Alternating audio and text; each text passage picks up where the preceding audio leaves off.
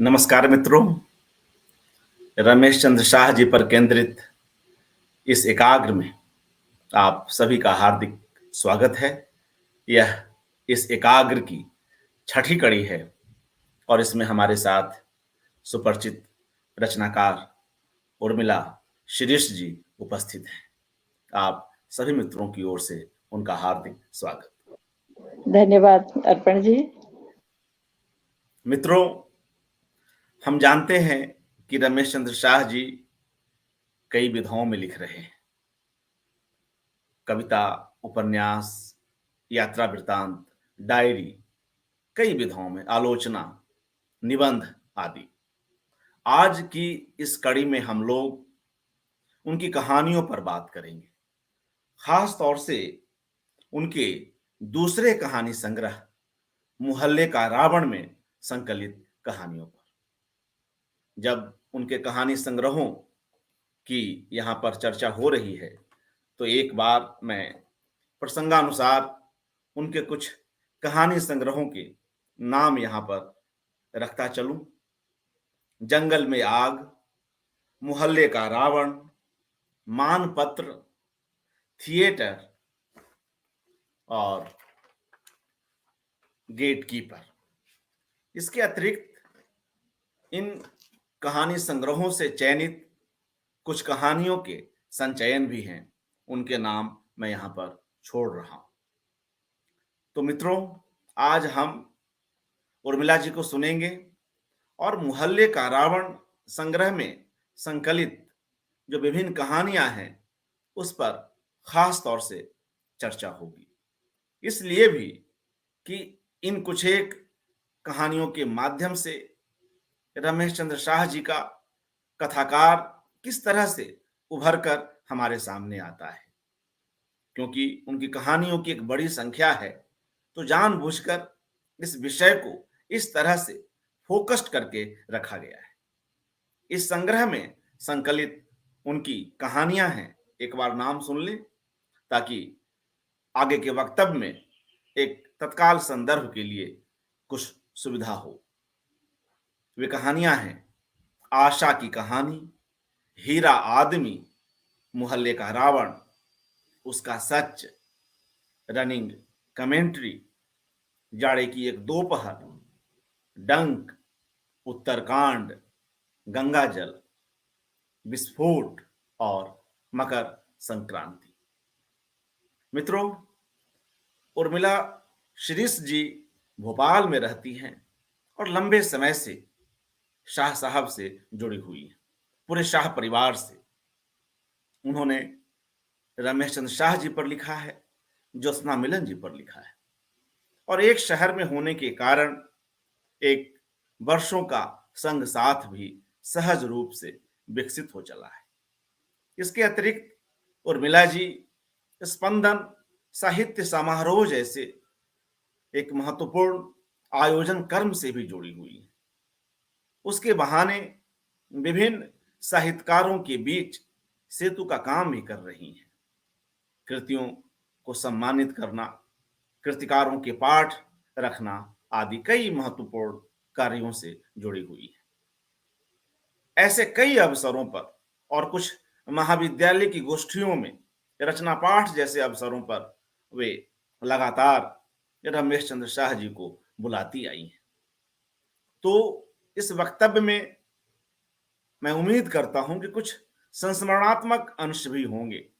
निश्चय ही इतनी सारी बातें हैं कहने को, तो उर्मिला जी अपने तई उन संस्मरणों को भी हमसे आज साझा करेंगे। और मुझे यह भी कह लेने दीजिए कि आज या इन कुछ दिनों में उर्मिला जी से हमें कई ऐसे बेहद महत्वपूर्ण अनूठे चित्र मिले हैं, विभिन्न साहित्यकारों के अलग अलग प्यारी भाव भंगिमाओं के चित्र, जिनको भी हम कार्यक्रम के अंत में दिखाएंगे। यह भी उनके व्यवस्थित आयोजन कर्म का ही एक हिस्सा है, उसकी एक वानगी भी आज हम यहाँ देखेंगे। तो आइए मित्रों, हम उर्मिला जी से निवेदन करते हैं कि वे अपना वक्तव्य आरंभ करें। उर्मिला शिरीष जी, स्वागत। आप सभी को नमस्कार। अर्पण जी, आपको बहुत बहुत धन्यवाद, आभार कि आज आपने इस महत्वपूर्ण कार्यक्रम में मुझे शामिल किया। जैसा कि आप अपने वक्तव्य में बता ही रहे थे कि शाह साहब के साथ मेरा बहुत लंबा परिचय उनके साथ रहा है और मेरा ऐसा मानना है कि तमाम भारतीय भाषाओं के रचनाकारों को, साहित्यकारों को यदि देखा जाए, यहाँ तक कि अंतर्राष्ट्रीय स्तर पर भी यदि देखा जाए, तो रमेश शाह का नाम बहुत प्रतिष्ठित नाम है, बहुत लोकप्रिय नाम है और साहित्य की तमाम विधाओं में जिस तरह से वो लिखते आ रहे हैं, लिख रहे हैं, वो हम सब के लिए, तमाम भारतीय साहित्यकारों के लिए गर्व की बात है। मैं याद करती हूँ कि 2004 में हम लोगों ने एमएलबी कॉलेज में कालजयी साहित्य की परंपरा पर सेमिनार आयोजित किया था, तो उसमें शाह साहब को अध्यक्षता के लिए बुलाया था और उसके बाद फिर उनका ये कहना रहता था कि भई जो समापन सत्र होता है उसकी अध्यक्षता के लिए तुम मुझे क्यों बुलाती हो?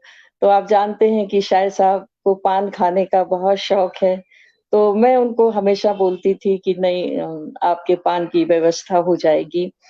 और तब से लेकर हिंदी भवन हो या आपके ही अर्पण जी कितने ऐसे कार्यक्रम हुए जब शाह साहब को आपने आमंत्रित किया तो शायद ही कोई ऐसा व्याख्यान मेरी नज़रों से छूटा होगा जिसको मैंने नहीं सुना आपके प्रोग्रामों में। फिर जहाँ-जहाँ भी उनका व्याख्यान होता था या कहानी पाठ होता था या कविता पाठ होता था, चाहे भारत भवन हो या दूसरी जगह हो या हमारे अपने प्रोग्राम में वो बहुत ही सम्मान के साथ हम उनको आमंत्रित करते थे और वो आते थे।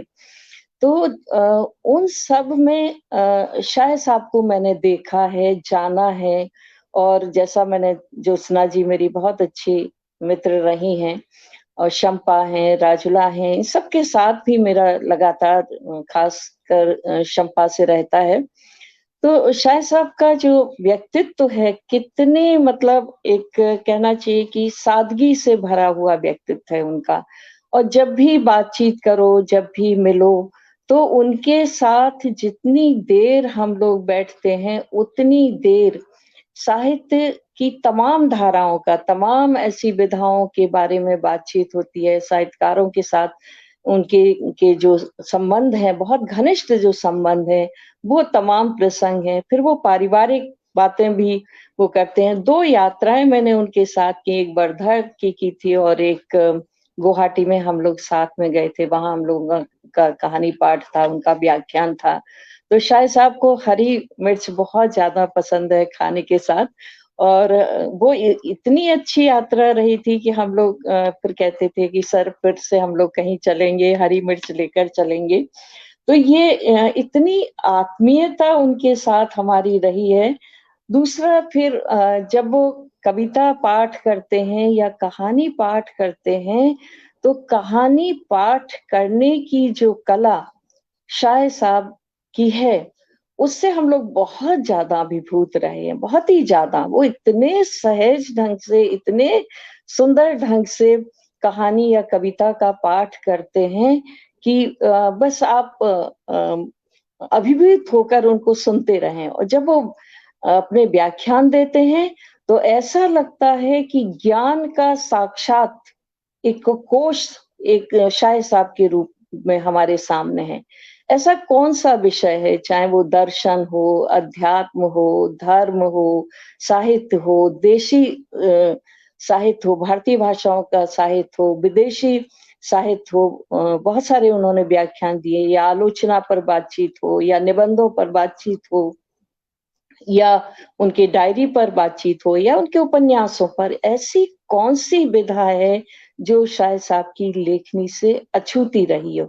तो हम लोग तो बहुत ही ज़्यादा इस बात के लिए गर्व महसूस करते हैं कि इतना बड़ा, इतना विरल, इतना विलक्षण साहित्यकार आज हमारे बीच में हैं, भोपाल में हैं, जिनसे हम मिल सकते हैं, बातचीत कर सकते हैं और ये हमें कई बार अवसर मिला कि हम जब भी स्पंदन का कार्यक्रम करते थे, किसी किताब का लोकार्पण करना हो या कोई रचना पाठ हो या किताब पर बातचीत हो, तो वो एक श्रोता के रूप में भी आते हैं। ये उनकी इतनी बड़ी सज्जनता है, सरलता है, सहजता है कि वो एक श्रोता के रूप में बिल्कुल बहुत आसानी से आकर बैठेंगे और पूरे समय उस रचना पाठ को सुनेंगे।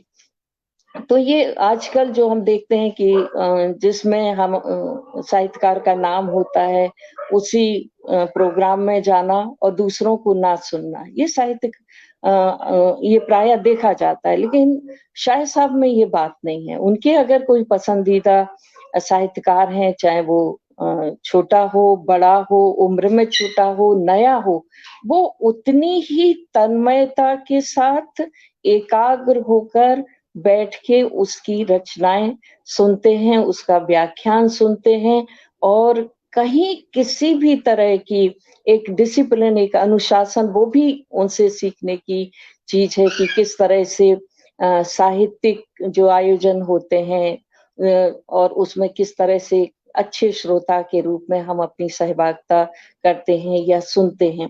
तो ये उनकी सहजता है, सरलता है और मैंने उनका एक लंबा साक्षात्कार भी लिया और उनकी इतनी बारीक जो लिखावट है, इतनी बारीक लिखावट है कि जब हम बैठते थे और उसमें बातचीत करते थे, पूछते थे कि सर इसमें क्या है, क्या नहीं है, तो इतने उनके साथ इतना लंबा, इतना सुंदर, इतना आत्मीय मेरा संबंध है कि मैं बहुत अपने आप को भाग्यशाली मानती हूँ कि एक बड़े साहित्यकार जो वास्तव में एक बड़े साहित्यकार का व्यक्तित्व रखते हैं, बड़े साहित्यकार का हृदय रखते हैं, मन रखते हैं, उतना ज्ञान भी रखते हैं, अनुभव भी रखते हैं, ऐसे साहित्यकार के साथ मिलना-जुलना, बैठना एक बड़ी बात होती है। तो हालाँकि उनकी कविताएँ मुझे बहुत पसंद हैं, उनकी कहानियाँ भी जिस समय वो सुनाते हैं, तो उनके सुनाने का जो अंदाज़ होता है, मैंने कहा ही नहीं कि अभिभूत होकर एक-एक लाइन, एक-एक पंक्ति छोड़ नहीं सकते हैं।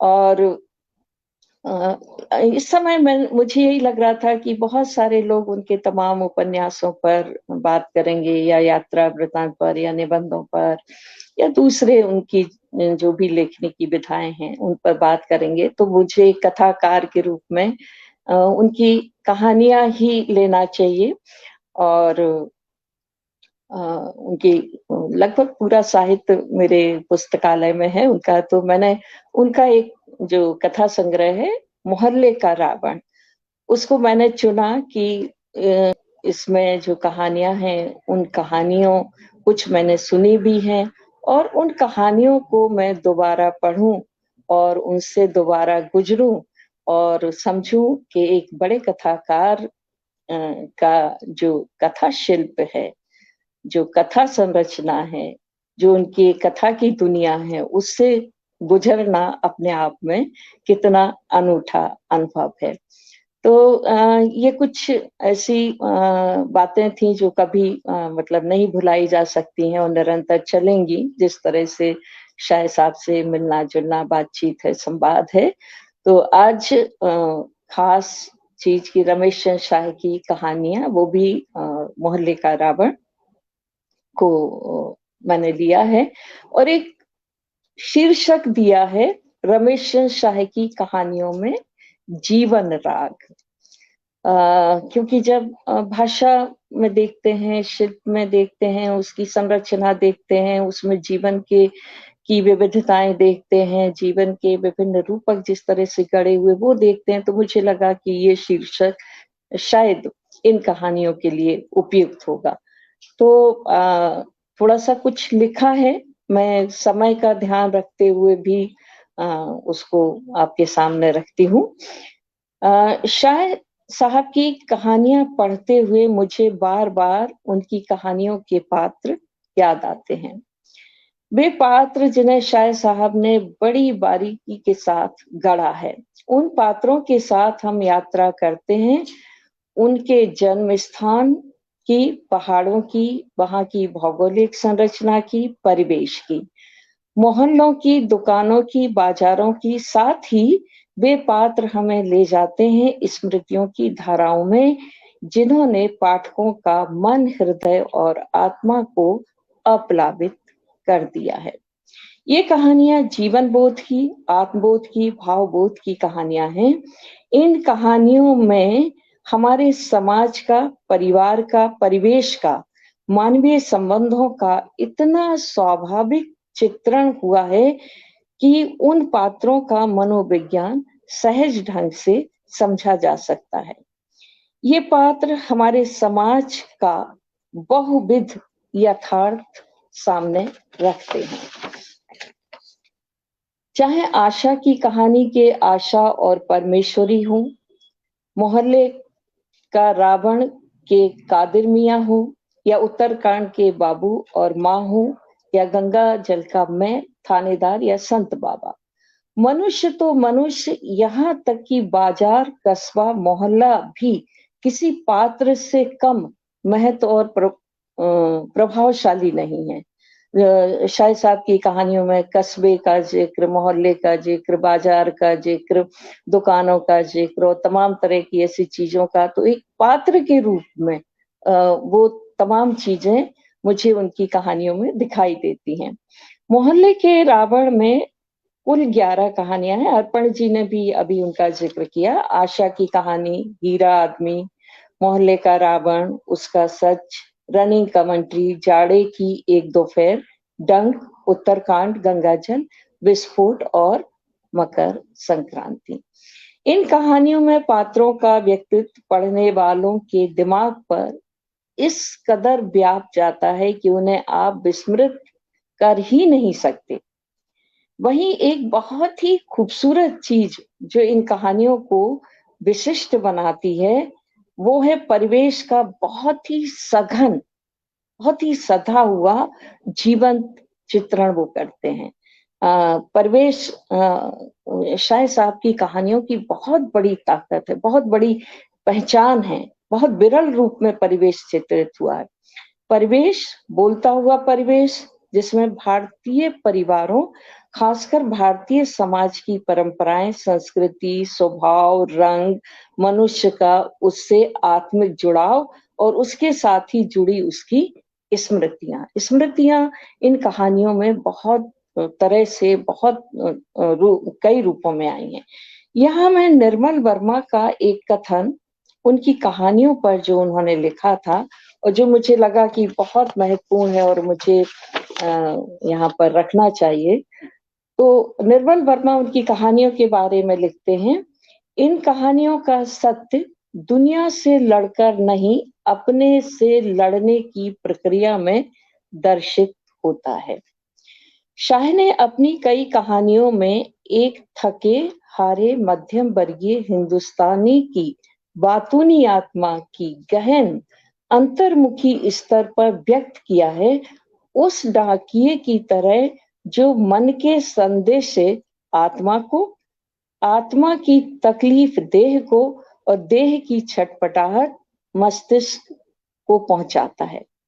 वे आगे लिखते हैं, पढ़कर जो चीज याद रह जाती है वे घटनाएं नहीं, कहानी के नाटकीय प्रसंगों का ताना बाना भी नहीं, परंपरागत अर्थ में कहानी का कथ्य भी नहीं, किंतु याद रह जाती है एक हड़बड़ाए भारतीय बुद्धिजीवी की भूखी सर्वहारा छटपटाहट, जिसमें कुछ सच है, कुछ केवल आत्मपीड़ा, लेकिन दिल को बहलाने वाली झूठी तसल्ली कहीं भी नहीं।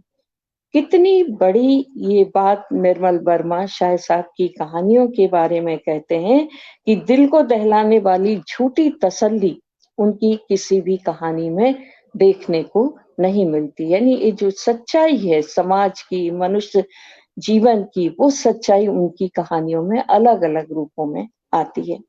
सचमुच शाह साहब की कहानियां एक गहरी छटपटाहट, पीड़ा और टीस छोड़ जाती हैं। मतलब एक ऐसी टीस जो मन को, आत्मा को बहुत देर तक महसूस होती रहती है। कोई भी कहानी उनकी जो 11 कहानियाँ हैं या अन्य कहानियाँ, उनको पढ़कर अंत में एक वो टीस की जो लहर है, वो पूरे मन और आत्मा को कहना चाहिए कि छू जाती है। कहानियों में हम एक जिस कहानीपन की तलाश करते हैं, ये बहुत बड़ा सवाल है कि कहानियों में पठनीयता होना चाहिए, कहानीपन होना चाहिए, संवेदना होना चाहिए और शाह साहब की पीढ़ी या स्वयं शाह साहब की जो कहानियाँ हैं, वो क्यों पाठकों को आकर्षित करती हैं और क्यों वो बार-बार याद आती हैं कि उनको पढ़ा जाना चाहिए। तलाश करते हैं वो कहानीपन, वो कल्पना, वो संवेदना, वो नाटकीयता, वो पठनीयता, वो अनुभवों की व्यापकता हर कहानी में महसूस की जा सकती है। वे हमें अतीत में ले जाती हैं, यानी उनकी कहानियाँ अतीत में ले जाती हैं, तो वर्तमान की सच्चाइयों को भी भर आँख देखने की दृष्टि देती हैं।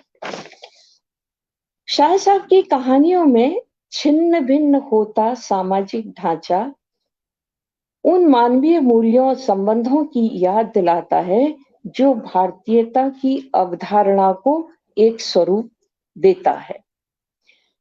आशा की कहानी का यह अंश, यहाँ मैं कोट कर रही हूँ, सचमुच मैं कहना चाहता हूँ अपने मोहल्ले और कस्बे के लोगों से कि देखो, आशा मुझे तंग कर रहा है।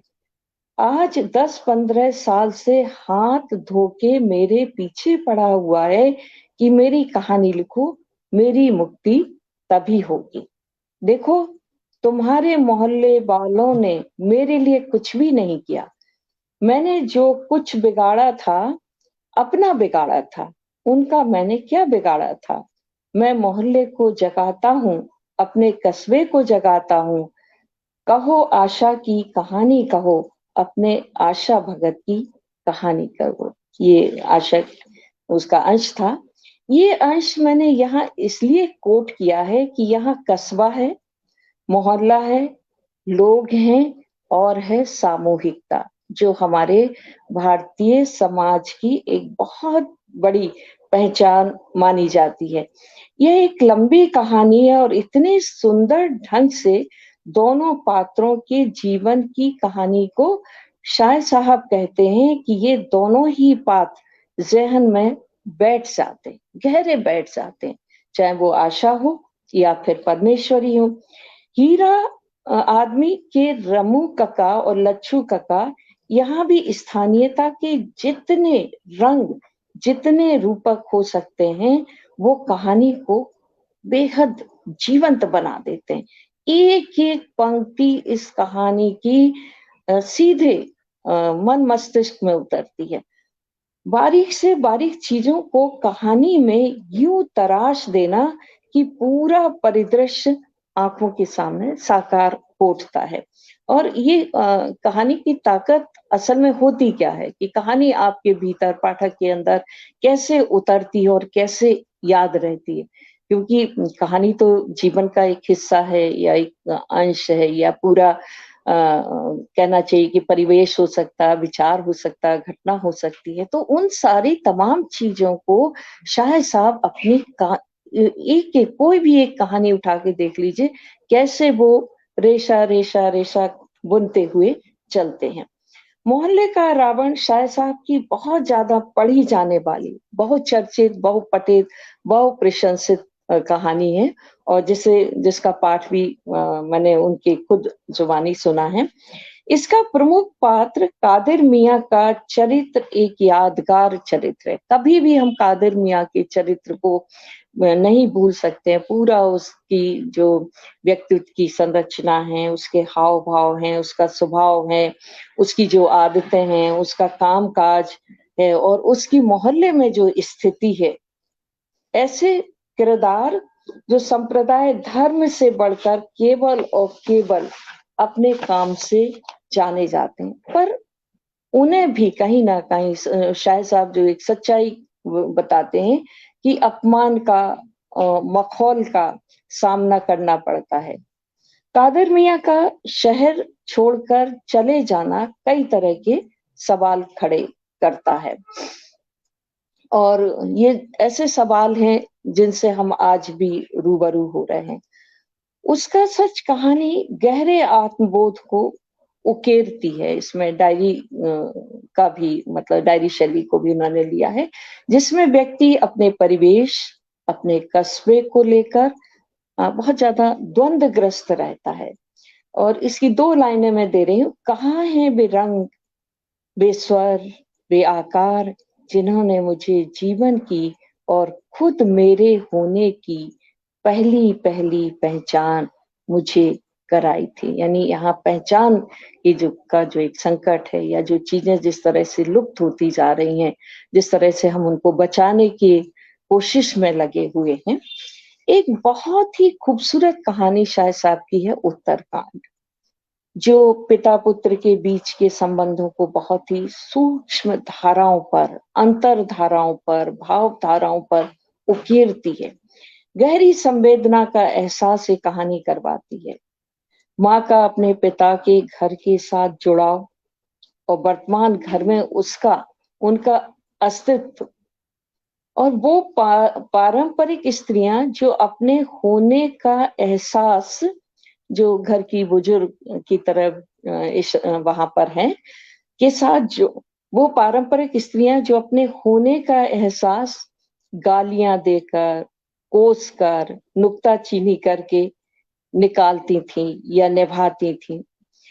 और मृत्यु के बाद किए जाने वाले संस्कारों के प्रति एक वितृष्णा का बोध भी यहाँ 2 पीढ़ियों की सोच के अंतर विरोध को बताता है। जो कथानायक है, जो युवा है, जो नहीं उन तमाम चीज़ों में बिल्कुल भी विश्वास नहीं रखता है, लेकिन घर वाले माँ या चाचा कहते हैं कि तमाम तरह की चीज़ें होना चाहिए। यहाँ भी मोहल्ला है, मकान है, मंदिर है, स्थानीय वातावरण के दृश्य हैं और है मन को तड़पाता हुआ दर्द, स्त्री मन का दर्द।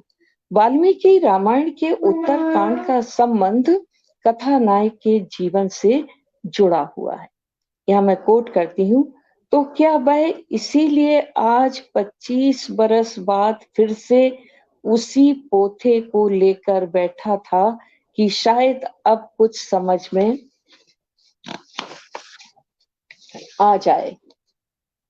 अब कुछ भी समझना बाकी नहीं रहा, सब कुछ समझ में आ गया है।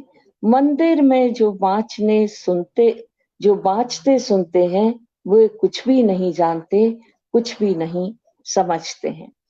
तो ये इतनी सुंदर ये कहानी है कि आप शुरू से आखिर तक यदि इस कहानी को पढ़ते हैं, तो ऐसा लगता है पूरा कालखंड हमारे सामने खड़ा हुआ है। 2 पीढ़ियाँ हैं, 2 तरह की मानसिकता है, 2 तरह की जो सोचने का जो ढंग है, जो नज़रिया है और कैसे अ, एक जो कथानायक है वो कैसे एक वाल्मीकि रामायण के उत्तरकांड के बहाने अपने पिता को किस तरह से बहुत मार्मिक प्रसंग उसमें दिए गए हैं। इसी तरह से यदि गंगा जल कहानी को पढ़ते हो यहाँ की मतलब गंगा जल कहानी को जब मैं पढ़ रही थी तो एक अजीब-सी वितृष्णा मन में पैदा हो जाती है। अ, वो वितृष्णा कहानीकार की सबसे बड़ी सफलता यही होती है कि वो चाहे वो सामने का परिवेश हो या स्थानीय वातावरण हो या जो पात्र हैं, जो पात्र शाह साहब की कहानियों में बहुत ही मैंने कहा ना कि इतने बारीक ढंग से उनकी संरचना हुई है कि वो पात्र हमारे अंदर जुगुप्सा भी पैदा करते हैं, घृणा भी पैदा करते हैं, प्रेम भी पैदा करते हैं, आत्मिकता भी पैदा करते हैं। तो ये बहुत जटिल काम होता है, ये आसान काम नहीं होता है कि आप समाज से जिन पात्रों को उठा रहे हैं, वो आपके पढ़ने वालों के दिल-दिमाग पर कैसे अपना प्रभाव डालते हैं। तो जब मैं कहानी पढ़ रही थी तो वहाँ का जो भीड़ है, बस है, गर्मी है, उसके अंदर के जो दृश्य हैं, वो सारे का सारा मिला के और जो दरोगा है उसमें एक जो संत बाबा है, वो सब की उपस्थिति, एक वितृष्णा मन में पैदा हो जाती।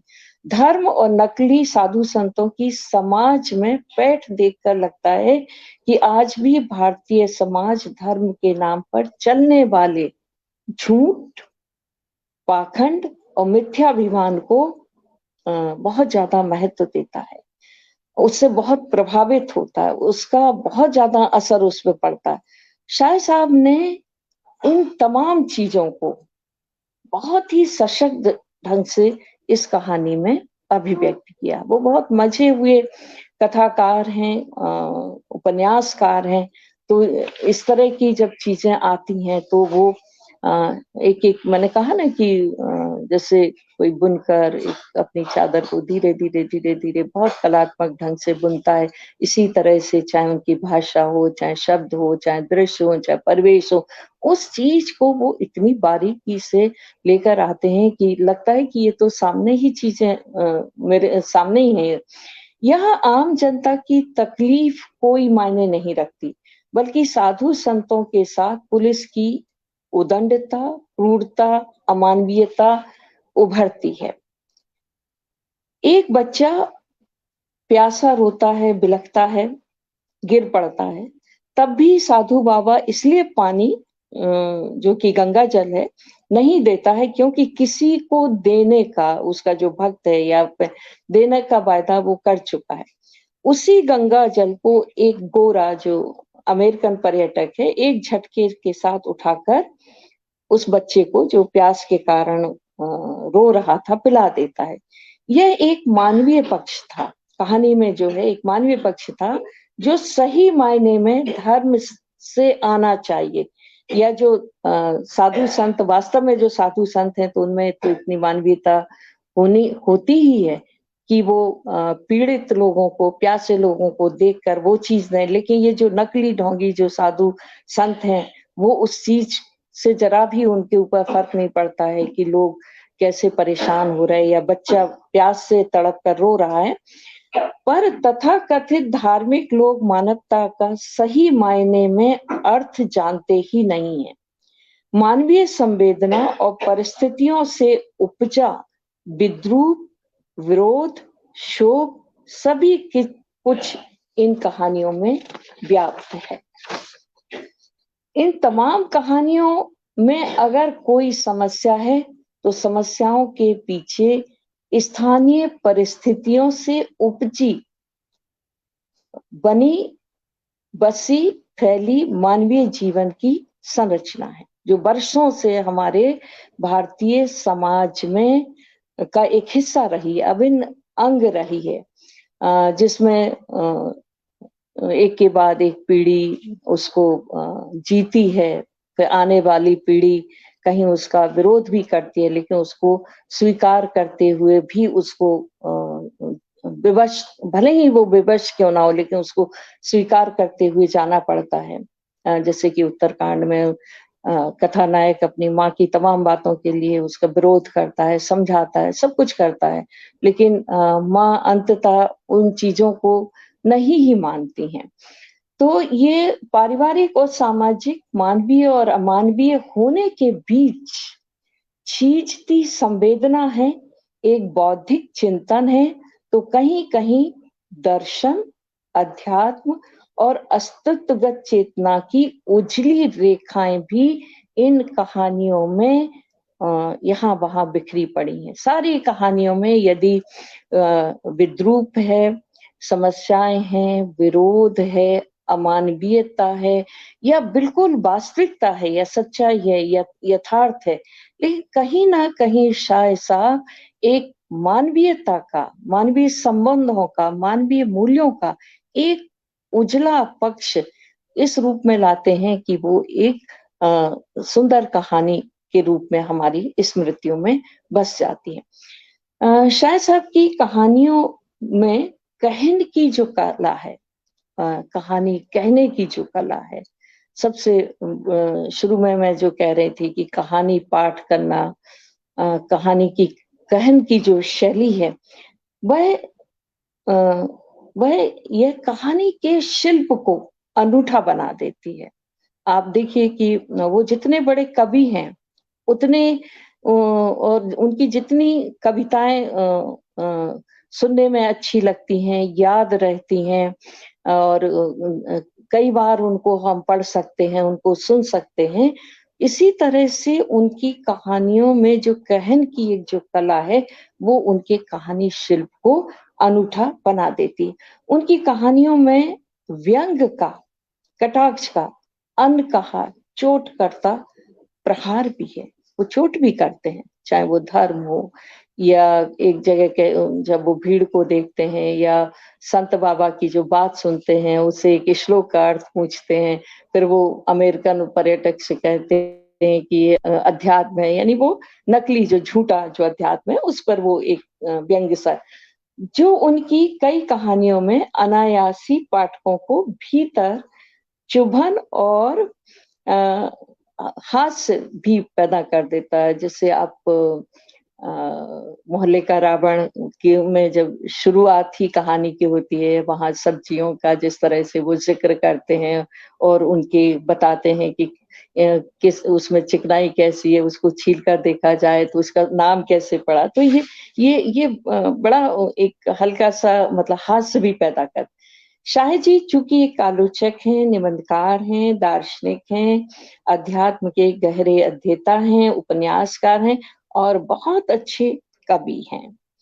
एक कवि जब अ, अन्य विधाओं, कहानी, संस्मरण, डायरी में उतरता है तो उसकी भाषा, उसका गद्य शिल्प भी कविता की तरह अपनी भाषा की बुनावट या संरचना करता है। भाषा उनकी कहानियों में ओस की बूंदों की तरह खूबसूरती के साथ आती है। काव्यात्मकता और प्रवाहमयता, जिसका कि मैं बार-बार जिक्र कर रही थी, या पठनीयता, इन कहानियों को बहुत ही विशिष्ट बनाती हैं। मकर संक्रांति कहानी का एक अंतिम पैरा मैं इस भाषा के संदर्भ में आपके सामने रखना चाहती हूँ। ये अंतिम पैरा है मकर संक्रांति कहानी का। फिर मैं आखिर क्या चाहता हूँ? कुछ बचाना चाहता हूँ क्या? क्या है वह आखिरकार जिसे मैं बचाना चाहता हूँ? मुझे उस कहानी को लिखकर कुछ बचाना अचाना नहीं था। वो बार-बार कहानी लिखने की कोशिश करते हैं। जयलाल को भी नहीं तो क्या अपने को? मुझे मालूम है जयलाल मेरे व्यक्तित्व का नहीं, मेरे अस्तित्व का हिस्सा है, और जिस दिन मैं उसे निकाल कर फेंक दूँगा, मैं नहीं रह जाऊँगा। कुछ और ही हो जाऊँगा, जो मैं भरसक नहीं होना चाहूँगा। मैं नहीं जाऊँगा, मैं नहीं चाहता कोई मेरे अस्तित्व में हस्तक्षेप करे, पर हस्तक्षेप तो हो ही रहा है, और जयलाल के नाम पर ही हो रहा है। जो हस्तक्षेप कर रहे हैं, वे जयलाल को मिटाने के बाद उसकी मौत पर मगर के आंसू भी बहा सकते हैं। इस मकर संक्रांति के दिन मैं उन्हें भी कैसे भूल सकता हूँ। तो मैंने जैसे कहा कि शाह साहब की कहानियों में जो स्मृतियों की धारा, अंतर्धारा बहती है, और वो उन सबको सहेज कर अपनी तमाम कहानियों में लेकर आते हैं। एक जाड़े की दोपहर का एक हिस्सा देखिए, जिसमें कितने सुंदर ढंग से उन्होंने वहाँ के परिवेश को और उसको लिया है। जाड़े की एक दोपहर, छत पर छितरी हुई किताबों का मलबा, और उस मलबे के पास थोड़ी खुली जगह में पसरा एक आदमी। अधमदी आंखें शायद आसमान में टकी हैं या वहां भी नहीं टकी हैं। पास ही पड़ोस का एक पीपल सरसरा रहा है।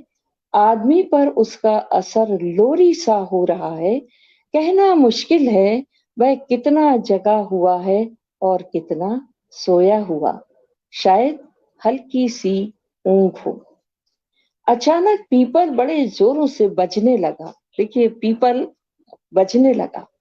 कबूतरों से भरा हुआ एक पूरा आसमान तिरछा और कटा पिटा बाजार का आसमान, और फिर भी भरा पूरा और इस कदर नीला कि चू पड़ेगा जैसे अभी सुबह की धूप में उड़ती बाजार की चहल पहल पर। पत्थरों, मुडेरों और हवा में छितरे तमाम फैले सिमटे पंखों पर हजारों हजार उजले सलेटी और शाह पंख, पालतू और फिर भी अपने पालतूपन से बेखबर। वह सुबह सुबह की उत्सुक अधीर सर्वव्यापी फड़फड़ाहट जो एक पूरे मोहल्ले को अपनी चोंच में दबाकर कहीं उड़ा ले जाना चाहती थी। कहाँ? बाजार के आखिरी सिरे पर, बाजार के कंधों पर सवार उस पहाड़ी के जंगल में जहां बेशुमार पेड़ हैं और बेशुमार पत्थर। पेड़ों और पत्थरों की खान यह पूरा मोहल्ला, यह समूचा शहर उन पत्थरों और उन पेड़ों की ही देन है। दुकान पर अक्सर जब कोई ग्राहक नहीं आता था तो आंखें उसी पर टक जाती थीं, कानों में कबूतर, आंखों में वह जंगल जो उतनी दूर पर भी मानो उसकी डीठ का ही स्पर्श पाकर हिलने डुलने लगता। अपनी गहरी नींद में ही, नींद जो अभी उठेगी, नीले आसमान में नहाएगी और बाजार की सैर को निकल पड़ेगी। इतनी खूबसूरत काव्यात्मक भाषा ये शायर साहब के अलावा और कौन लिख सकता है। तो उनकी बाकी की जो कहानियां हैं मोहल्ले का रावण में, वो भी बहुत महत्वपूर्ण कहानियां, चाहे वो डंक हो या दूसरी कहानियां हो, रनिंग कमेंट्री है। तो ये तमाम जो कहानियां हैं शायर साहब की, वो एक कहानी की जो कला है, कहानी की जो भाषा है, कहानी के जो पात्र हैं, और मैं कहती हूँ कि आजकल बड़े-बड़े विचारों को लेकर, बौद्धिक विमर्श को लेकर जिस तरह से कहानियां लिखी जा रही हैं, उन सबको शायर साहब की कहानियां पढ़कर ये सीखना चाहिए कि जो छोटे-छोटे पात्र हैं, जो हमारे बाजार हैं, जो दुकानें हैं, जो भीड़ है, जो कस्बे हैं, जो गांव हैं, जो पहाड़ हैं, जो पेड़ हैं, पौधे हैं, पक्षी हैं, और जिस तरह से सब्जियों के नाम आते हैं, या जिस तरह से बार-बार मोहल्ले के नाम आते हैं, बाजार आते हैं, तमाम तरह की चीजें जो आती हैं, जिसको देखकर, जो इन कहानियों को पढ़कर एक पूरा भारतीय समाज, जो वास्तव में हमारा भारतीय समाज रहा है, जो हमारे भारतीय परिवार रहे हैं, जो हमारा परिवेश रहा है, जहाँ हमारा बचपन बीता है, जिस परिवेश में जो स्थानीय वातावरण रहा है और जिसमें ये पीढ़ी या हमारी पीढ़ी बढ़ी हुई है, उन चीजों के बीच, उन दुकानों के बीच, उस कस्बे में, उस मोहल्ले में, उन तमाम चीजों के बीच और इन तमाम जो निम्न मध्यम वर्गीय जो पात्र हैं, मध्यम वर्गीय जो पात्र हैं, उनकी जो कहानियां शायर साहब ने लिखी हैं, वो अपने आप में बहुत ही विलक्षण और अनूठी कहानियां हैं। और जितने उनके उपन्यास महत्वपूर्ण हैं, उतनी ही उनकी कहानियां भी महत्वपूर्ण हैं। तो इन कहानियों के बारे में फिलहाल तो मैं इतना ही कह सकती हूँ। और शायर साहब की लेखनी की मैं ही नहीं, तमाम दुनिया उनकी बहुत बड़ी कायल है, प्रशंसक है, और हमेशा ये कोशिश करते हैं कि जब भी शायर साहब कोई कहानी पढ़ें, कोई व्याख्यान दें, तो हम उनको सुने, क्योंकि आज भी वो भारतीय साहित्यकारों में, गिने चुने साहित्यकारों में हैं, जिनको सुनने का आकर्षण, जिनको देखने का आकर्षण, जिनके सानिध्य में बैठने की उत्कंठा हम जैसे रचनाकारों में, कथाकारों में रहती है। तो उनके जन्म दिवस पर ये जो आपने श्रृंखला शुरू की है अर्पण जी, आपको बहुत-बहुत बधाई कि आपने हमारे इतने बड़े विलक्षण कथाकार को केंद्र में रखकर ये चर्चा शुरू की है। मुझे मालूम है कि उन पर जितनी भी चर्चा की जाएगी वो बहुत ही महत्वपूर्ण होगी। अर्पण जी। शुक्रिया उर्मिला जी इस सार्थक वक्तव्य के लिए और शाह साहब के कथाकार पक्ष पर इस तरह व्यवस्थित बात करने के लिए। मित्रों, अभी मुहल्ले का रावण संग्रह से शाह जी की कहानियों पर चर्चा हुई और मुहल्ले का रावण कहानी में कादिर मियां का जिस तरह का चरित्र है और अंत में वह मुहल्ले छोड़कर वे अपनी बेटी सहित कहीं और चले जाते हैं, वह एक ऐसा दर्द है जिसकी ओर इशारा करके कहानीकार चुप हो जाता है। हम सभी को ऐसी समस्याओं पर विचार करने के लिए कहीं न कहीं उकसाकर चुप हो जाता है। मुझे लगता है उर्मिला जी की इस अवसर पर जब इन कहानियों की चर्चा हुई तो क्यों नहीं इस कहानी का अंतिम अंश यहाँ पर पढ़ लिया जाए। ठीक है। आपके पास है? हाँ, मेरे पास में है ना। तो जी, जी। इसका बिल्कुल एक अंश मैं पढ़ती हूँ और जी। अभी मैंने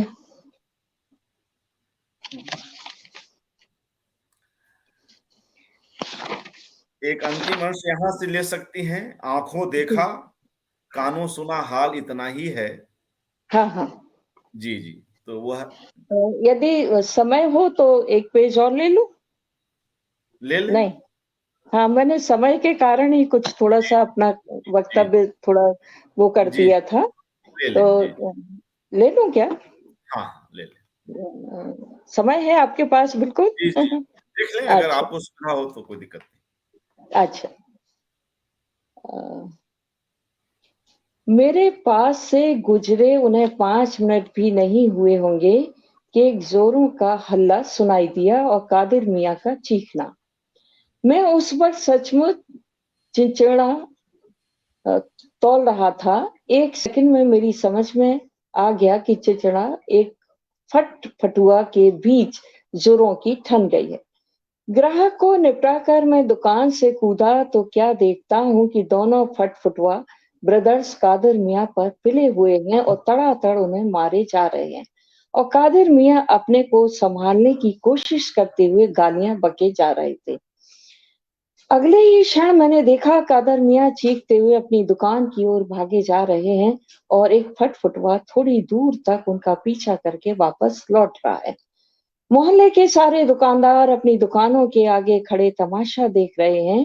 सुरेंद्र की दुकान के आगे 4-5 लोग जोर-जोर से बहस कर रहे थे। मैं भी नजदीक जाके उनकी बातचीत सुनने लगा। देखो साले 2-2 चिपटे हुए थे हरामजादे। गाली पहले चिचिंडा ने दी थी। क्या गाली दी? फट-फुटुआ कहा होगा और क्या? नहीं। चीनी लेने गया था, कहा तो फट-फुटुआ, डंडी तो मत मार। इस पर छोटे फट-फुटुआ ने कहा, जबान संभाल के बोल बे।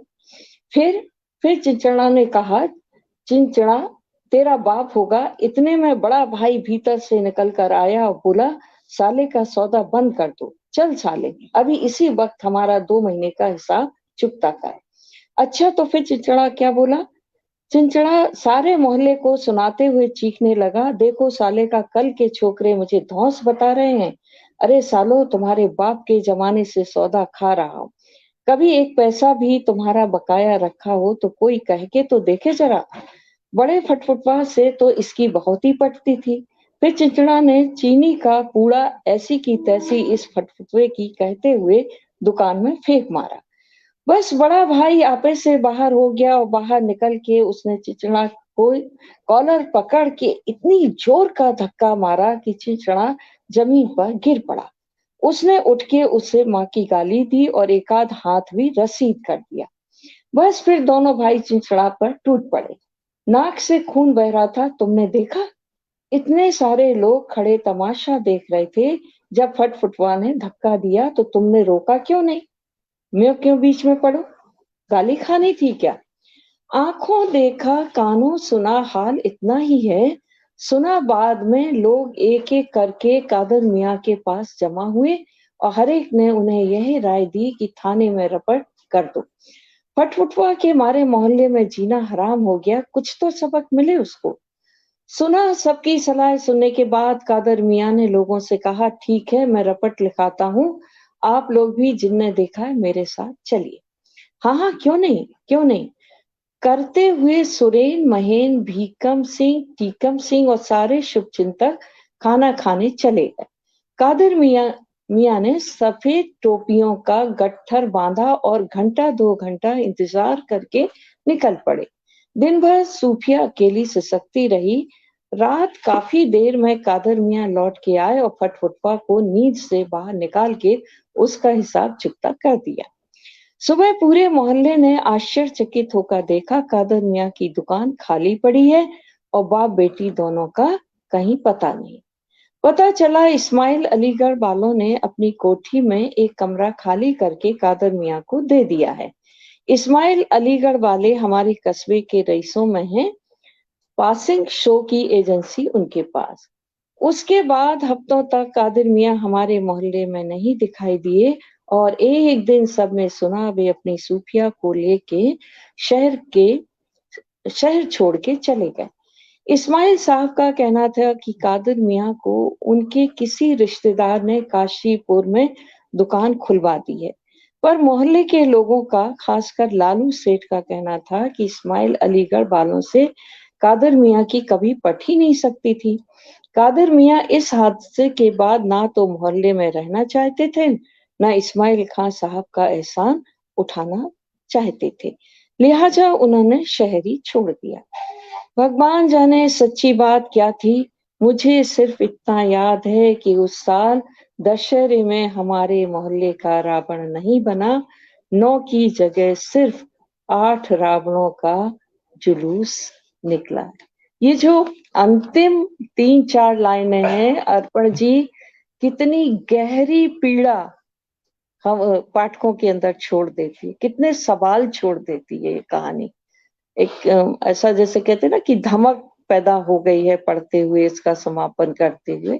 तो ये कहानी बहुत ही यादगार और बहुत बड़ी कहानी इसको हम मान सकते हैं कि हिंदी कहानियों में जब भी कहानियों की बात होगी तो मोहल्ले का रावण कहानी बहुत ही महत्वपूर्ण कहानी है, जो एक कई तरह के जो समाज हैं, जो मानसिकता है और जो स्थानीयता के रंग हैं, उन सबको ये कहानी बहुत बारीकी से और एक मनोविज्ञान इसमें जिस तरह से चलता है, उसको लेकर ये आती है।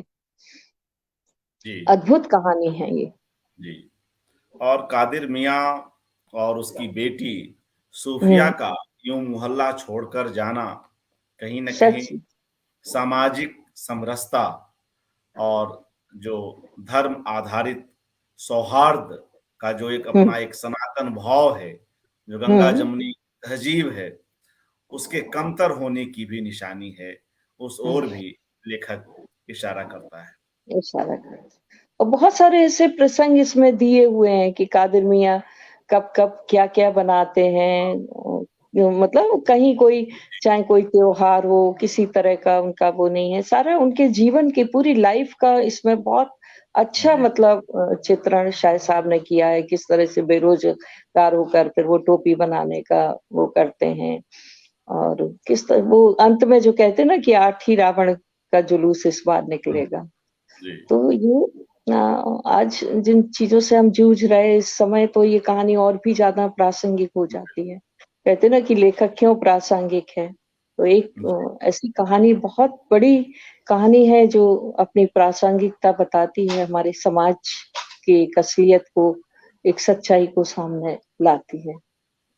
कई बार जाने-अनजाने कोई लेखक कोई ऐसी रचना रच जाता है, जो बाद के दिनों का भी सच साबित होता है। एक बिल्कुल, बड़े लेखक की यह मतलब खूबी भी है कि उसकी उसकी कहानियों में, उसकी रचनाओं में भविष्य भी कहीं न कहीं किसी जगह पर छुपा बैठा बिल है। तो बिल्कुल, इस कहानी में भी हम बिल्कुल, देखते हैं कि बिल्कुल। ऐसी स्थिति है। और वह जो कादिर मियाँ है, उसका वह रावण तो बना ही रहा है, जो हुँ, हिंदुओं का त्योहार है, दशहरा है, सब कुछ।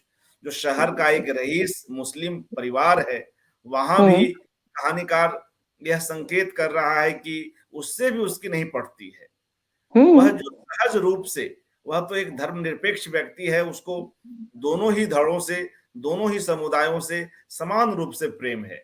लेकिन जब उसका मन उचटता है और जो लोग कहते हैं कि हाँ रपट लिखाओ, हम हुँ, तुम्हारा साथ देंगे, वह साथ देने के बहाने खाना खाने चले जाते हैं, वह प्रतीक्षा ही करता रह जाता है। हुँ, किसी एक अन्याय के खिलाफ जब हमारे लोग खड़े नहीं होते हैं, कादिर मियाँ जैसों के समर्थन में जब लोग खड़े नहीं होंगे, तो उन्हें अपना मोहल्ला, अपना शहर छोड़ना पड़ेगा। और ऐसे कलाकार से कहीं न कहीं उसकी अनुपस्थिति से हम स्वयं भी उसके शिकार होंगे।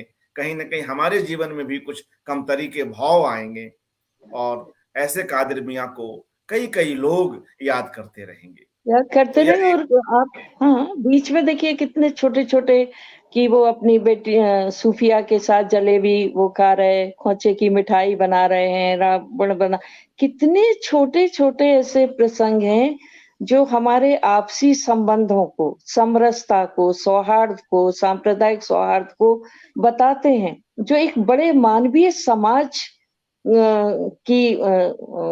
का दृश्य हमारे सामने रखते हैं। तो हमारा जो समाज बना हुआ है, वो किसी एक धर्म या किसी एक उससे तो नहीं बना हुआ है।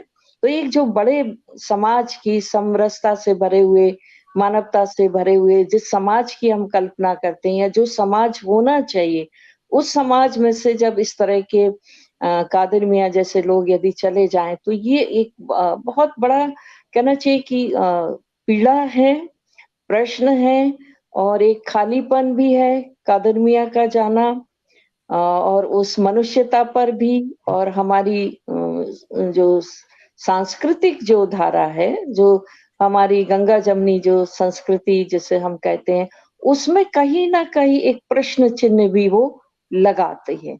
तो ये जी, एक कहना चाहिए जैसे हम कालजयी रचना कहते हैं ना कि आप अनायास ही कोई एक बड़ी रचना आ जाती है और लेखक लिखते समय नहीं सोचता है कि इसमें वो क्या कह रहा है। लेकिन चिंतक भी हैं शाह साहब और उनका आप देखिए कि दर्शन पर, अध्यात्म पर, धर्म पर शाह साहब ऐसे रचनाकार हैं, जो केवल एक कथाकार नहीं हैं। उन मतलब आप जब भी उन पर अध्यात्म पर बात कर लीजिए, धर्म पर बात कर लीजिए और कहना चाहिए कि दर्शन पर बात कर लीजिए, उनके जब हम निबंध पढ़ते हैं, उनके जो और एक बड़े चिंतक के रूप में भी वो और वो चिंतन की जो अंतरधारा है, जो विचार की अंतरधारा है और वो किस तरह से सांकेतिक रूप में अपनी कहानियों में बड़ा कथाकार कोई बनता कैसे? बड़ा कथाकार या महान कथाकार कोई क्यों माना जाता है? इसी तरह से ना कि बिना कहे सांकेतिक रूप से भी वो उस चीज़ को कितनी खूबसूरती के साथ रख देता है कि मैं कहती हूँ ना कि वो जो दर्द की जो एक धारा है, वेदना की जो एक लहर है, जो आपके पूरे मन और हृदय को बिल्कुल जैसे सहरा देती है। तो शाह साहब की पूरी कहानियों को आप देखिए चाहे ये मोहल्ले के रावण की कहानियाँ, अंत में कहीं न कहीं एक वो आपके हृदय को सेहरा देने वाला जो विचार है जो टीस है, जो एक वो छोड़ जाते हैं, प्रभाव जो छोड़ जाते हैं, छाप जो छोड़ जाते हैं, हम उसमें बहुत देर तक मतलब उन लहरों के साथ, दर्द की लहरों के साथ ऊबते-चुभते रहते हैं, जो कहा जाता है ना, कि उसके जी, साथ बहते रहते हैं। तो ये बिल्कुल। एक कालजयी कहानी है, बहुत बड़ी कहानी है, जैसे उत्तरकांड जो कहानी है, वो देखिए आप कितनी बड़ी कहानी है। उसका आप फैलाव देखिए, उसका कैनवास देखिए, उसके संबंध देखिए, उसमें जिस संबंधों की जो गहराई है और जो जी, मकान के बहाने जिस तरह से कि वो मकान की में लौटना चाहता है, वो जो युवक है मकान की तरफ लौटना चाहता है। माँ को बार बार कहता है। तो मकान ही थोड़ी है, वो स्मृतियों का बहुत बड़ा एक जी। कालखंड भी है, स्मृतियों का एक बहुत बड़ा कैनवास है। तो ये चीजें कहानियों में तभी आती हैं जब कोई लेखक हमारी जो भारतीय संस्कृति और आध्यात्मिक जो चेतना है, उसके साथ जब वो गहराई के साथ जुड़ा रहता, तब उन कहानियों में उतनी गहराई, उतनी डेप्थ, उतनी व्यापकता तभी आ पाती है। आप एक-एक लाइन उनकी कहानियों की, वो तो थोड़ा समय मुझे लग रहा था कि ज़्यादा हो रहा, तो बाकी कहानियों को मैंने छोड़ दिया था। एक-एक कहानियों को आप उठा के देख लीजिए, अपन घंटों उन पर बात कर सकते हैं। तो ऐसी जी, क्या बिल्कुल। बात है कि उनकी कहानियों के बारे में एक-एक कहानी पर एक-एक घंटों तक बात की जा सकती है। तो और ये देश दुनिया के साथ जो एक रचनाकार का संबंध है, वह जिस गहराई के साथ अपनी कहानियों में आंचलिकता को लाते हैं, वहाँ के जिसकी आपने चर्चा भी की कि वहाँ का जो हुँ, बाजार है, हाट है, उसका हाँ, हाँ, सौंदर्य, हाँ, उसकी उसके आयोजन है, तो उन हाँ, बिल्कुल जीवंत दृश्यों के माध्यम से वे बहुत, बहुत गज़ब पूरे है, उस वो तो परिवेश बहुत ही अद्भुत है, हमारे अद्भुत है। सामने खड़ा कर देते हैं, समाज ये के वो साथ। एक बातचीत बिल्कुल आज में जो मिला मॉल जी। मॉल हाँ, मॉल जो संस्कृति आ गई है या हाट बाज़ार खत्म या छोटी-छोटी दुकानें जिस तरह से खत्म होती जा रही, उन पर जो एक लोगों से मिलना-जुलना होता था, हर तरह के जिस तरह का समाज आता था, उनसे जो बातचीत होती थी, उनसे जो आत्मीयता होती थी, वो कहाँ, अब तो आपने सामान खरीदा, कार्ड से पेमेंट किया, आपका कोई संवाद ही नहीं हो रहा आज, मनुष्य से मनुष्य के बीच या जो भी हमारे समाज के लोग हैं, छोटे तबके के हों, मध्य तबके के हों, बड़े तबके, किसी के भी संवाद ही नहीं है। क्योंकि आपने सामान उठाया, अपने थैले में रखा, कार्ड से पेमेंट किया, आप चले आए। आपको जी, किसी से बात और वहाँ आप सब्ज़ी लेने जाते हैं, तो सब्ज़ी का भाव भी पूछ रहे हैं, सब्ज़ी ताज़ी है, बासी है, वो भी पूछ रहे हैं, बाज़ार देख रहे हैं, दुकान देख रहे हैं, दुकान के पास जो लोग हैं, उनसे आप मिल रहे हैं, उनसे बातचीत हो रही है। बिना बातचीत किए आप सब्ज़ी खरीद सकते हैं क्या बताइए? बहुत सुखद आप चर्चा रही उर्मिला बहुत, जी। बहुत हाँ जी, जी। और हम अंत में उन चित्रों को देखेंगे जो हमें ज़रूर। आपसे प्राप्त हुए हैं, और उससे पहले एक और बात, उनकी एक पुस्तक, उनके इंटरव्यूज़ की एक पुस्तक मेरे साक्षात्कार हुँ, नाम से हुँ। है, कई मित्रगण पढ़े हुँ। ही हैं। उसमें आपकी भी बातचीत है उनसे, आपकी हाँ। भी बात है, ईश्वर दोस्त की बात है और कई लोगों की बातचीत है। हाँ, अभी जो हाँ। हमने बात की कि समाज के साथ संबंध, तो इसको लेकर एक प्रश्न के जवाब में शाह जी क्या बोलते हैं, मैं उसको यहाँ हुँ। पर रख ज़रूर, सुधांशु बिल्कुल। मिश्र जी से बातचीत हो रही है इसी पुस्तक में। हाँ, तो हाँ। उसमें सुधांशु मिश्र उनसे पूछते हैं कि हुँ। आपके लेखन की प्रेरणा के स्रोत क्या है? शाह जी से सुधांशु मिश्र का यह सवाल है, और रमेश हुँ। चंद्र शाह जी इसका जवाब देते हैं, आस-पास की जिंदगी, अनुभव, प्रकृति और मानव चरित्र। भाई किसी लेखक, और शाह साहब अपने संदर्भ में इस बात को कह रहे हैं, हुँ। एक लेखक की प्रेरणा के स्रोत क्या है? इसका जवाब दे रहे हैं रमेश चंद्र शाह जी, आसपास की जिंदगी, अनुभव, प्रकृति और मानव चरित्र। मनुष्य अपने आप में एक अथाह रहस्य है। साधारण से साधारण आदमी में भी कई अछूते आयाम होते हैं। लेखक एक संवेदनशील प्राणी होता है, उसकी आंख, कान चौकन्ने होते हैं, उसकी उसको अभिव्यक्त करने की उसके पास छटपटाहट होती है। देखने के लिए पहली बात तो जरूरी है, वह यह है, दुनिया के साथ आपका संबंध है। दूसरी, भाषा के साथ आपका संबंध है। भाषा अभिव्यक्ति का माध्यम है और प्रेरणा देने वाली है। स्वयं साहित्य भी प्रेरणा देता है। ये तीनों चीजें लेखक को प्रेरणा देती हैं। तो इस तरह से हम देखते हैं कि कैसे रमेश चंद्र शाह जी इस जवाब में इन बातों को रखते हैं, और इनके जो हम कहिए कि उसका जो एक बिल्कुल व्यवहारिक पक्ष है उनकी रचनाओं में, वह भी हमें दिखाई पड़ता है कि वे भाषा के साथ भी और दुनिया के साथ भी दोनों को समान रूप से और सफलता के साथ निर्वहित करते नजर आते हैं। और एक और अर्पण जी, आपने गौर किया होगा, कहानी पढ़ी होंगी कि जहाँ जिस तरह के पात्र हैं ना, जी और वो पात्र जिस तरह की गालियां दे रहे हैं या जिस तरह की भाषा बोल रहे हैं, वो देखिए कितना मजेदार, मतलब वो है कि मतलब इन लोगों के बीच जिस तरह की भाषा का इस्तेमाल किया जाता है, जब शाह साहब लिखते हैं तो लगता ही नहीं है कि मतलब एक कथाकार के रूप में ये तमाम तरह की चीजें और उनकी जो भाषा है, उनके बीच की जो गालियां हैं, जो संवाद हैं, वो बिल्कुल उसी तरह से वो लेकर आते हैं जिस तरह से उस समाज के लोग अपनी भाषा में उन उन उस तरह की गालियों का इस्तेमाल करते हैं। तो ये एक बहुत दिलचस्प सी चीज़ है कि जो पात्र हैं, जिस तरह के पात्र हैं, जिस वर्ग से आ रहे हैं, जिस समाज से आ रहे हैं, उस समाज में किस तरह की भाषा का इस्तेमाल किया जाता है, किस तरह की गालियों का इस्तेमाल किया जाता है, क्या किस तरह के उनके सांकेतिक वाक्य होते हैं या शब्द होते हैं, वो इतने स्वाभाविक ढंग से आते हैं कि तभी उनकी कहानियाँ इतनी याद रहती हैं या उनके चरित्र इतने याद रहते हैं कि क्योंकि वो अपने पूरे उसी रूप में हमारे सामने आते हैं। मैंने कई कहानियों में इस चीज़ को नोटिस किया है। और जी ये मैं कहूँ कि एक मज़दूर आदमी है, मज़दूरी कर रहा है, उसकी लड़ाई हो गई है अपने साथ वालों से और वो बड़ी सज्जनता से भरी हुई भाषा इस्तेमाल करेगा, तो ये बिल्कुल नकलीपन होगा, कृत्रिम होगा, ये झूठ होगा। क्योंकि वो जिस समाज से आ रहे हैं या जहाँ से आ रहे हैं या जिस तरह की भाषा का वो इस्तेमाल करते हैं, उसमें गालियाँ ना हो, ऐसा तो हो ही नहीं सकता। तो इसमें कई ऐसी कहानियाँ हैं जिसमें इन ये इस तरह की चीज़ें या इस तरह की भाषा का भी इस्तेमाल शाह साहब ने किया है और इसीलिए मैंने शुरू में कहा था कि उनके जो पात्र हैं, वो कितने यादगार पात्र हैं।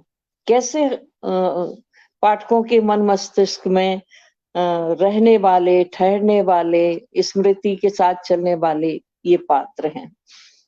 जी। और अब हम लोग उन चित्रों को देख लेते हैं जो हमें ज़रूर। आपसे प्राप्त हुए हैं। अगर कहीं किसी चित्र पर कुछ बोलना या कुछ टिप्पणी करना हो तो हमें बताइएगा, मैं ज़रूर, वहां पर ज़रूर। उस चित्र को होल्ड कर दूंगा। कई ऐसे ठीक है। चित्र मित्रों हमें उर्मिला जी के एल्बम से प्राप्त हुए हैं, एक से एक अद्भुत चित्र, आप देखते चलिए।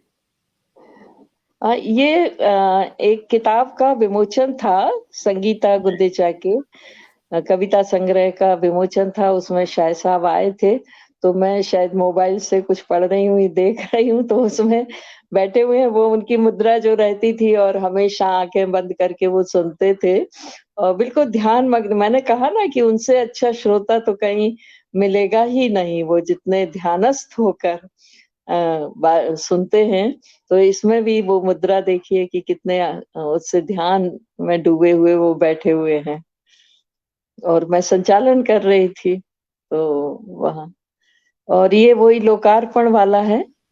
हाँ ये किताब का लोकार्पण हो रहा है, संगीता गुंदेचा की किताब का लोकार्पण का ये चित्र है।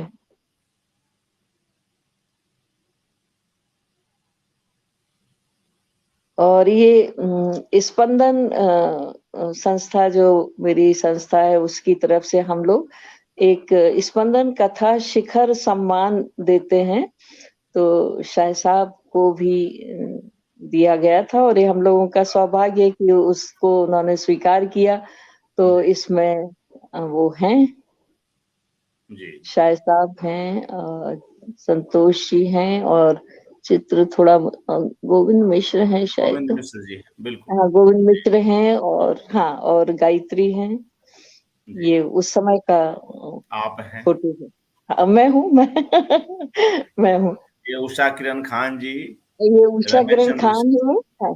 हाँ, और ये शिरीष जी हैं, स्पंदन संस्था के अध्यक्ष, मेरे पति। तो वाह, ये उषा किरण खान जी को स्पंदन ये कथा शिखर सम्मान दिया गया था, तो शायद साहब उसमें मुख्य अतिथि थे। तो उस समय की देखिए कितने निर्मल ढंग से मुस्कुरा रहे हैं। जी, सर्दियों जी, का समय था, टोपी लगाए हुए हैं और बिल्कुल निश्चल ढंग से मुस्कुरा रहे हैं। जी। आगे बढ़ते हैं। हाँ जी। आहा! कितनी खूबसूरत फ़ोटो है संतोष चौबे के साथ किसी प्रोग्राम में।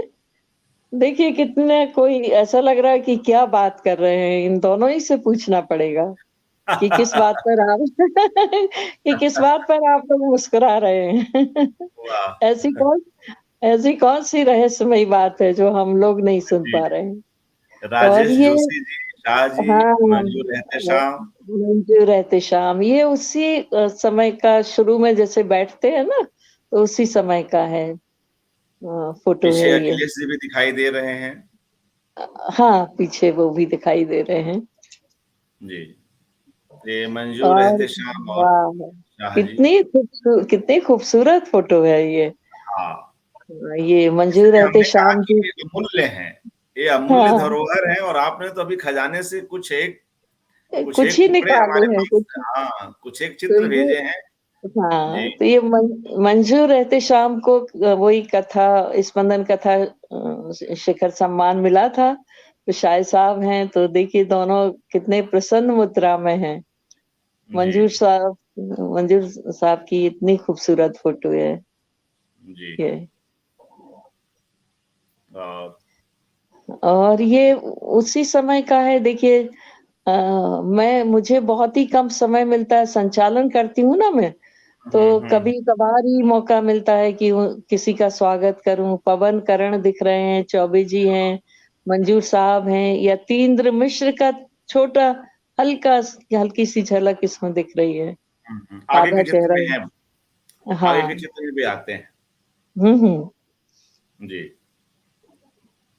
हाँ, ये सभी सम्मानित कथाकार हैं, पवन करण हैं, अभिजीत हाँ, सोलंकी हैं और यतीन्द्र मिश्र हैं, गायत्री हैं, मैं हूँ, चौबे जी हैं, मंजूर साहब हैं और एक फ़ोटो थोड़ी-सी वो हो रही है, पवन करण हैं और एक और हैं मंजूर साहब के ब दूर हो रही है मुझे थोड़ा-सा एक कोई और हैं, जी। जिनको भगवान दास मोरवाल हैं क्या? भगवान नहीं। दास मोरवाल जी हैं, बिल्कुल। जी हाँ, हाँ, वही। भगवान दास मोरवाल जी हैं, बिल्कुल।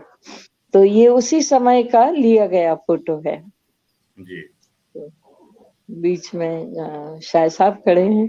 शाह जी, साहब को अच्छे कपड़े पहनने का बहुत शौक है, जी। तो जब हाँ, ये रचना पाठ के समय का है। देखिए वो हाँ, आखिरी में बैठे ना रचना पाठ कर रहे हैं, चौबे बिल्कुल, जी, बिल्कुल। शशांक जी हैं, आनंद जी हैं, मैं हूँ, चित्रा जी हैं। 2 साल के एक साथ वो किए गए थे, तो चित्रा मुद्गल जी भी आई हुई थी, तो ये रचना पाठ का उसी समय का है। जी, एक हिस्से का फ़ोटो लिया गया है। और ये वही मंजूर साहब को देखिए शॉल पहना रहे हैं। जी, हाँ, बहुत ही खूबसूरत फ़ोटो है। मुझे आज अभी जी, देख कर लग रहा है कि कितनी अच्छी फ़ोटोग्राफ्स जी, हैं ये। हाँ, बिल्कुल। ये वही रचना पाठ के ये देखिए शाह साहब बैठे, सविता सिंह बैठी हैं, राकेश बिहारी हैं और एक और राकेश बिहारी के बाजू में हुँ, जी, तो थोड़ा मुझे राकेश बिहारी के बाजू में कौन जी। है? मैं थोड़ा तिरछा वो आगे दिख हाँ, हाँ, आगे आगे। बढ़ते हैं। जी, हाँ, ये वही है अभिजीत सोलंकी है, एक लड़का युवा और पीछे पवन करण जी खड़े हैं, यतीन्द्र जी दिख रहे हैं। मंजूर ये एहतेशाम हैं, संतोष चौबे हैं। मंजूर एहतेशाम दिख रहे हैं, चौबे जी हैं। ये आगे लोग सब बढ़ते हैं तो ये हाँ, जी, अलग-अलग अवसरों पर लिए गए चित्र हैं मित्रों हाँ, ये और एक अलग-अलग अवसर हाँ, लंबी दास्ताँ है। कई चित्र एक बिल्कुल, ही कार्यक्रम के हैं, कई हाँ, अलग-अलग अब अवसरों पर हाँ, लिए हुए चित्र ये हैं। हाँ, ये किसी प्रोग्राम में बिल्कुल हाँ ये देखिए, बिल्कुल सुनने की मुद्रा में। जी जी, सुनने की मुद्रा पिताजी में का बैठ। एक चिर परिचित। हुँ, बिल्कुल।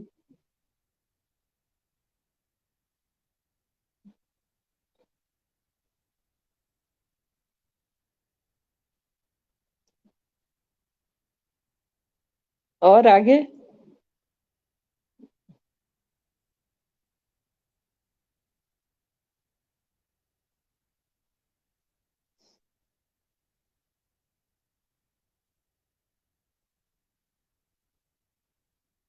और आगे कोई फ़ोटो है?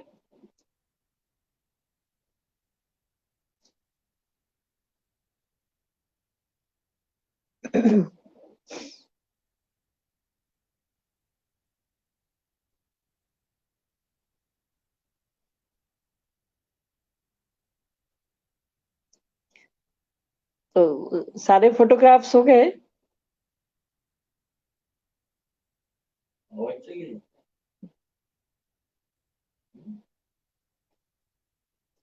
अर्पण जी? ठीक है, तो अब हम लोग विदा लेते हैं। इसके पूर्व की कोई और बिल्कुल, समस्या आ जाए तो इस कार्यक्रम को समाप्त करते हैं। जी जी, बिल्कुल। बहुत ही अच्छी बातचीत रही उर्मिला जी, बहुत बहुत बहुत धन्यवाद अच्छा, जी। बहुत और अच्छा लगा मित्रों का अर्पण भी जी। जो इस कार्यक्रम से जुड़े, अपनी टिप्पणियों से इस संवाद को इतना सार्थक बना पाए, इस बातचीत को बहुत बहुत धन्यवाद। शुक्रिया उर्मिला जी। नमस्कार। नमस्कार। नमस्कार।